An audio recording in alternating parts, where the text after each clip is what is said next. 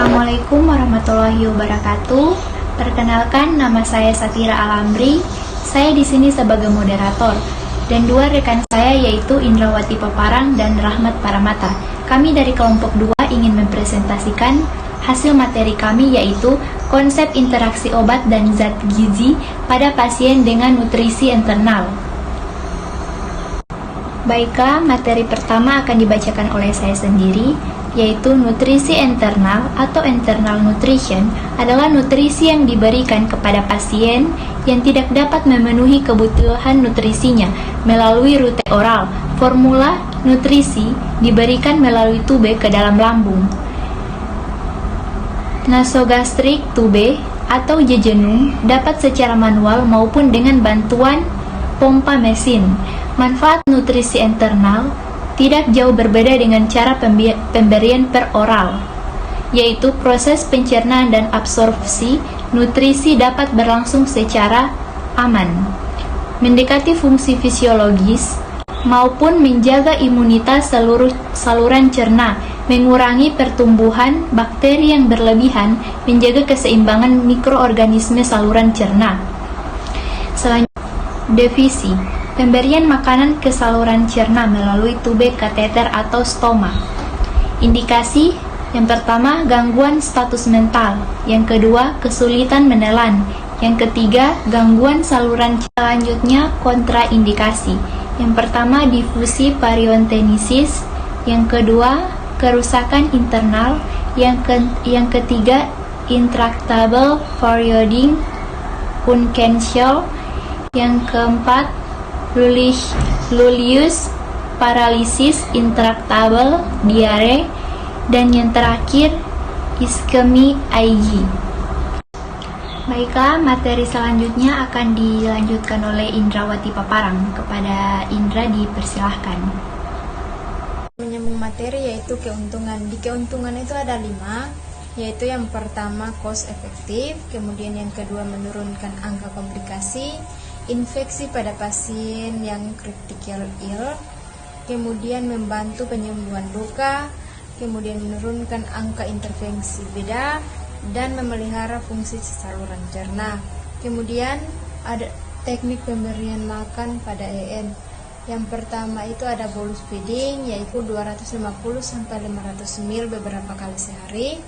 Kemudian menggunakan sering untuk menginjeksi formula, dan intermittent feeding, yaitu pemberian berkala setiap 20-30 menit dan menggunakan pompa atau kontainer.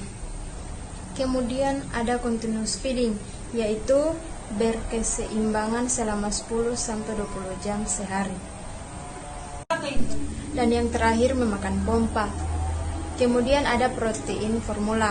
Seberapa banyak protein yang harus diberikan, yaitu sebanyak 10-50% KCal yang dibutuhkan. Jika dia tinggi protein, berikan 25% KCal yang dibutuhkan. Kemudian dari mana sumber protein formula, yaitu sumbernya kedelai atau kasein. Kemudian apa yang perlu diperhatikan? Nah, tubuh kita mencerna protein menjadi peptida atau asam amino sebelum diserap menggunakan getal lambung dan enzim pencernaan. Jadi pasien dengan gangguan pencernaan harus diberikan dalam bentuk peptida atau asam amino, tetapi bau dan rasanya tidak enak, kental, asam, dan belum terbukti. Materi selanjutnya akan dilanjutkan oleh Rahmat Paramata. Kepada Rahmat dipersilahkan. Saya akan melanjutkan materi dari kelompok kami tentang formula internal. Formula internal bisa ditambahkan dengan vitamin atau mineral yang sesuai dengan kebutuhan pasien masing-masing. Poin pertama, hitung densitasnya. Kemudian 1-2 KCAL per mil. 1 KCAL sama dengan 80% dan 2 KCAL sama dengan 65%. Kemudian osmolaritasnya. Osmolaritas tubuh 300 mol/sm per kilogram. Kemudian gunakan yang hiporsmolar untuk mencegah diare. Kemudian Formula standar menyediakan 1 sampai 1,2 kcal per mil dan 14 sampai 16% energi protein rendah dan free laktosa, yakni Isokal, Insure, Nutrisi, Energal Plus, Pan Enteral.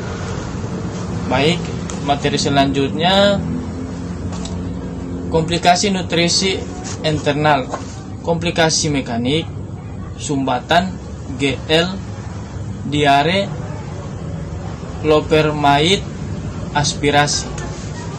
Kemudian peran farmasisi dalam pemberian nutrisi.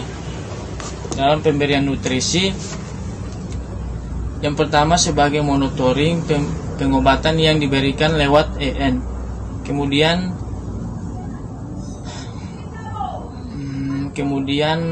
kompatibel atau tidak interaksi obat dengan nutrisi.